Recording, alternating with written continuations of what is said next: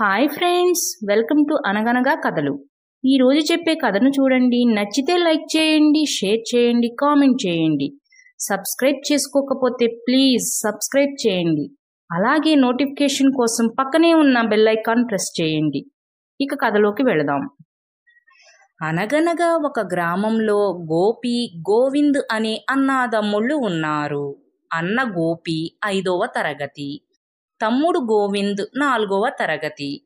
ఒకరోజు ఇద్దరు బడి వదిలిన తరువాత ఇంటికి వస్తూ ఉండగా రోడ్డు మీద ఒక కొత్త వ్యక్తి గోవిందుని చూస్తూ తన చేతిలో ఉన్న మిఠాయిని చూపిస్తూ, బాబూ నీకు ఈ మిఠాయి కావాలా, రా ఇస్తాను అని సైగ చేశాడు.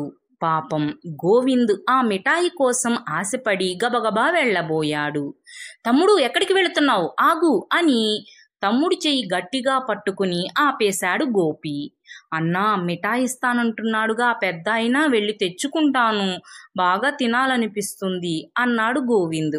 వద్దు తమ్ముడు, కొత్త వాళ్ళు ఏమిచ్చినా తీసుకోకూడదు, పద ఇంటికి వెళ్ళిపోదాం అని తమ్ముడి చెయ్యి పట్టుకుని బలవంతంగా అక్కడి నుంచి లాక్కుని వెళ్ళిపోయాడు గోపి.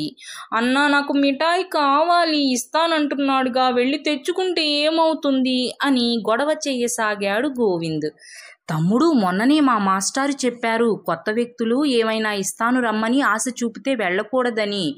మిఠాయి కోసం ఆశపడి వెళ్ళామనుకో, ఆ మిఠాయిలో మత్తుమందు కలిపి మనకు పెడతారు. అది మనం తిని పడిపోగానే మనల్ని తీసుకుని వెళ్ళిపోయి మన కళ్ళు పీకేసి చేతులు కాళ్ళు విరక్కొట్టేసి మనల్ని అడుక్కోవడానికి పంపిస్తారంట. అందుకే ఎవరిచ్చినా మనం ఏమీ తీసుకోవద్దు అని తన మాస్టారు చెప్పిన విషయమే చెప్పాడు గోపి. ఏం కాదన్నా, ఆయన చాలా మంచిగా ఉన్నాడు, మిఠాయిగా, అలా వెళ్ళి గబిక్కిన మిఠాయి తెచ్చేసుకుని ఇంటికి వచ్చిన తర్వాత తింటాను. ఒకవేళ అందులో మత్తుమందు గనక ఉందనుకో, పడిపోతే ఇంటికి వచ్చిన తర్వాతే కదా పడిపోయేది, అప్పుడు అమ్మా నాన్న ఉంటారుగా, ఏమీ అవ్వదులే, వెళ్ళి తెచ్చుకుంటానన్నా అని మారం చెయ్యసాగాడు గోవింద్. తమ్ముడు, మిఠాయి కోసం ఆశపడి ప్రమాదం అని తెలిసినా వెళతావా?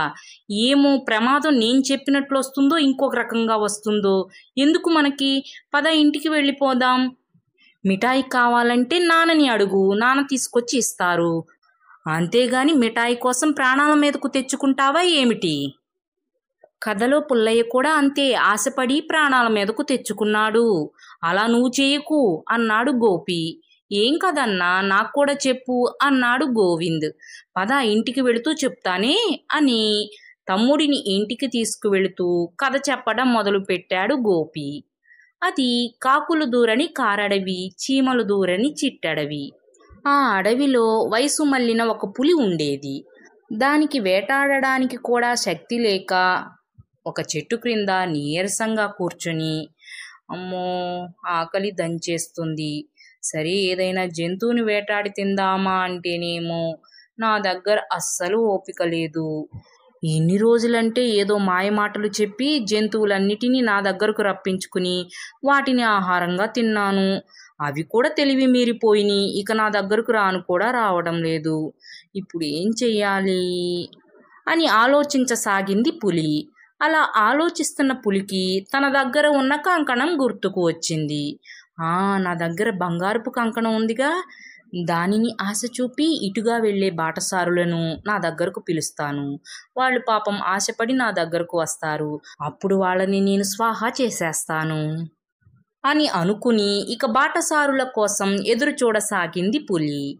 ఇంతలో ఒక వ్యక్తి అటుగా వెళుతూ ఉన్నాడు. బాబూ, ఇటు చూడు, ఈ బంగారపు కంకణాన్ని ఇస్తాను, రా వచ్చి తీసుకో అని ఆ వ్యక్తిని పిలిచింది పులి. ఆ వ్యక్తి అటు ఇటు తిరిగి చూశాడు. పొదల పక్కనే పులి కనిపించింది. దానిని చూస్తూనే వామ్మో పులి అని అరుస్తూ పరిగెత్తడం మొదలు పెట్టాడు.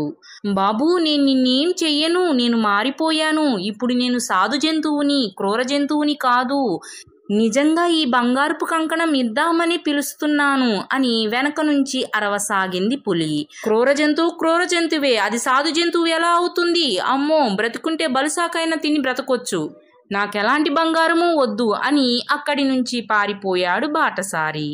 అలాగే ఆ తరువాత వచ్చిన బాటసారులు కూడా అక్కడి నుంచి పారిపోయారు. ఇక ఆ తరువాత రామాపురానికి చెందిన పుల్లయ్య మెల్లగా అటు వెళుతున్నాడు. పుల్లయ్యను కూడా అందరినీ పిలిచినట్లే పిలిచింది పులి.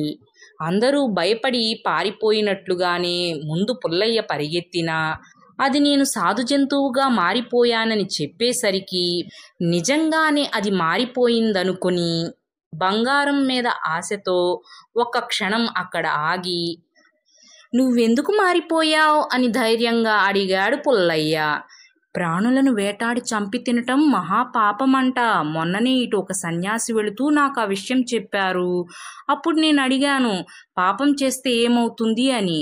పాపం చేసుకుంటే ఇంతకంటే నీచమైన జన్మ ఎత్తుతానంట అని ఆయన చెప్పారు. అది వినగానే భయం వేసి నా పాపం మొత్తం పోవాలంటే ఏం చెయ్యాలి గురువుగారు అని అడిగాను. ఇక నుంచి జీవులను చంపటం మానేసి సాధు జంతువుగా మారిపో. అలాగే నేను నీకు ఒక బంగారపు కంకణాన్ని ఇస్తాను. దానిని ఎవరికైనా దానం చేయి. దాంతో నీ పాపమంతా పోతుంది అని ఆ సన్యాసి గారు ఈ బంగారపు కంకణాన్ని ఇచ్చారు. అందుకే ఈ కంకణాన్ని ఎవరికైనా ఇచ్చి నా పాపమంతా పోగొట్టుకుందామని అనుకుంటున్నాను. అందుకే నువ్వు దీనిని తీసుకుని నా కంటిన పాపాన్ని పోగొట్టి పుణ్యాత్ముడిని చెయ్యవు అని అడిగింది ఆ పులి. ఈ పులి చెప్పేది నిజమేనంటావా? ఒకవేళ అబద్ధం చెప్పుంటే నేను దగ్గరికి వెళ్ళగానే నన్ను తినేస్తే? అమ్మో, అయినా దగ్గరకు వెళితేనే కదా నన్ను అది వేటాడేది. అందుకే దాని దగ్గరకు వెళ్లకుండా దానినే ఆ కంకణాన్ని నా మీదకు విసిరేయమని అడుగుదాం. అప్పుడు అది విసిరేస్తే దానిని తీసుకుని నేను చక్కా వెళ్ళిపోవచ్చు. అలాగే నాకు ఎలాంటి ప్రమాదము ఉండదు అని అనుకుని, అయితే ఆ కంకణాన్ని ఇలా విసిరేసేయి, నేను తీసుకుని వెళ్ళిపోతాను అన్నాడు పుల్లయ్య. సరే సరే విసిరేస్తాను గాని ఆ సన్యాసి గారు ఇంకొక విషయం చెప్పారు. ఈ కంకణాన్ని తీసుకునే వాళ్ళు ఆ కొలనులోకి దిగి స్నానం చేసి ఆ తరువాతే తీసుకోవాలంట. నువ్వు కొలనులోకి వెళ్ళి స్నానం చేసి పైకి రా, అప్పుడు ఈ కంకణాన్ని నీ మీదకు విసిరేస్తాను, దానిని తీసుకుని వెళ్ళిపోదు అంది పులి. సరే అయితే ఇప్పుడే దిగి స్నానం చేస్తానే అని అనుకుంటూ పుల్లయ్య ఆనందంగా కొలనులోకి దిగాడు. అయితే ఆ కొలను పెద్ద ఊబి. అలా నీటిలోకి దిగాడో లేదో ఊబిలోకి లోపలికి వెళ్ళిపోవటం మొదలుపెట్టాడు. ఎవరైనా నన్ను రక్షించండి, నేను నీటిలోకి వెళ్ళిపోతున్నాను అని చేతులు పైకి పెట్టి అరవసాగాడు పుల్లయ్య. నేనున్నానుగా అని మెల్లగా పులి అక్కడికి వచ్చి సాయం చేస్తున్నట్లుగా చెయ్యి అందించి పైకి పుల్లయ్యను లాగి అమాంతం మింగేసింది.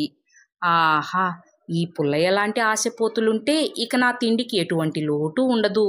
ఈ కంకణాన్ని జాగ్రత్తగా దాచుకోవాలి అని దానిని జాగ్రత్తగా దాచుకుంది పులి అని కథను చెప్పి, తమ్ముడు నువ్వు కూడా ఆ పుల్లయ్యలాగా చేస్తావా చెప్పు? ఆ పుల్లయ్యలాగా ఆశపడి మిఠాయి కోసం వెళ్ళి నీ ప్రాణాల మీదకు తెచ్చుకుంటావా ఏమిటి అన్నాడు గోపి. అమ్మో వెళ్ళనన్నయ్య, నాకు ఇప్పుడు అర్థమయ్యింది నువ్వు చెప్పింది. కావాలంటే నేను నాన్నని అడిగి తెప్పించుకుంటాలే అని మెల్లగా ఇంటికి వచ్చేశారు. అయితే ఆ రాత్రి భోజనాలు చేసిన తరువాత గోపి వాళ్ళ నాన్న, పిల్లలు ఊళ్ళోకి పిల్లల్ని ఎత్తుకుపోయే దొంగల ముఠా వాళ్ళు వచ్చారంట. వాళ్ళు పిల్లలకి మిఠాయిలను ఇస్తానని ఆశపెట్టి ఆ మిఠాయిలలో మొత్తమందు కలిపి ఇచ్చి వాళ్ళని దొంగలించి తీసుకుపోతున్నారంట. మీరు కాస్త జాగ్రత్త, ఎవరైనా కొత్త వాళ్ళు ఏదైనా ఇస్తానంటే తీసుకోకండి అని జాగ్రత్తలు చెప్పసాగాడు గోపి వాళ్ళ తండ్రి. అలాగే నాన్న, మేము తీసుకోము అని ఆ రోజు సాయంత్రం బడి నుంచి వస్తుంటే ఏం జరిగిందో ఆ విషయం చెప్పాడు గోపి. అవునా గోపి, కాస్త జాగ్రత్తగా ఉండండమ్మా, అలాగే తమ్ముడిని కూడా ఒక కంట కనిపెడుతూ ఉండు. గోవింద్ నువ్వు అలా వెళ్ళకమ్మా అని ఇంకాస్త జాగ్రత్తలు చెప్పసాగాడు తండ్రి. ఫ్రెండ్స్, ఈ కథ మీకు కూడా నచ్చిందనే అనుకుంటున్నాను. Thanks for watching. మరో మంచి కథతో మళ్ళీ కలుద్దాం. అప్పటి వరకు సెలవు. Take care. బాయ్.